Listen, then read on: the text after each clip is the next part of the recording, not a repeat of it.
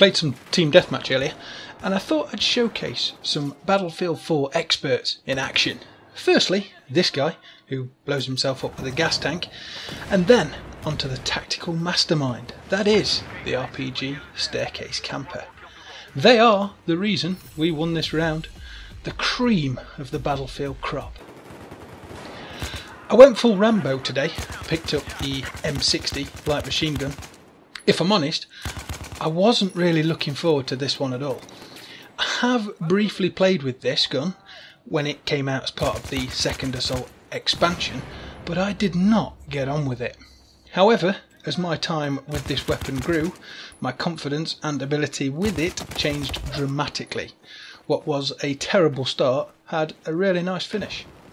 I think my biggest issue with this gun is the iron sight. Firstly, it's god awful when you're forced to use it, and secondly, after you finally unlock a decent sight, it still pops up to piss you off. As you can see, it literally covers the dot on the red dot sight I was using, and that put me off my aim no end to begin with. I literally could not hit the broad side of a barn with it for the first half an hour. If it's like that in real life, we now know why Rambo one-arm hipfires the fucking thing. I did get in some cool situations with it and actually felt like an action hero for a few moments. I think it was more blind luck than the weapon or my skills, but when those situations happened, the M60 did its job.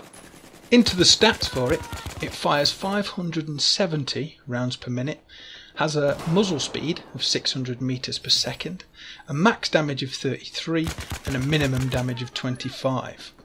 It takes a whopping 7.8 seconds to reload.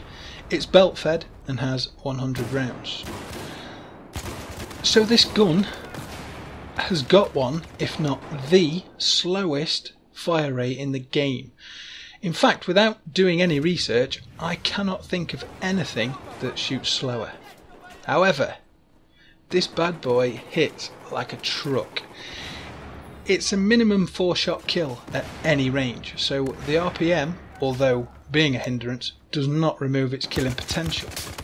Once I'd stabbed myself in the eyes with a pen enough times, that stupid iron sight seemed to disappear, and I started to blitz people with this gun.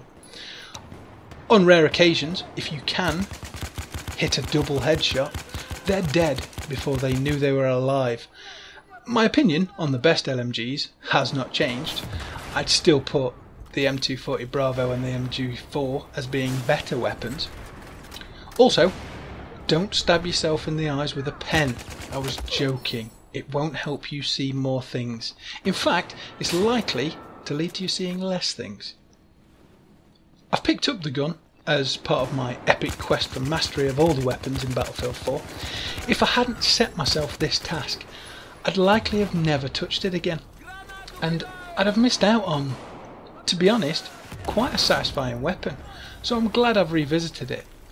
I run the gun with a stubby grip and a suppressor, when I don't unlock them of course, which is pretty much standard for me on an LMG. The stubby keeps the spread under control and the suppressor allows for that evil flank, and if you do get a flank, what's better than a suppressed LMG?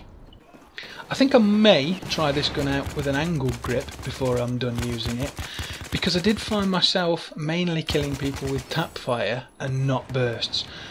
I'm not sure that'll make much difference, as the recoil never really gave me any problems and seemed to be just straight up anyway, so relatively simple to control.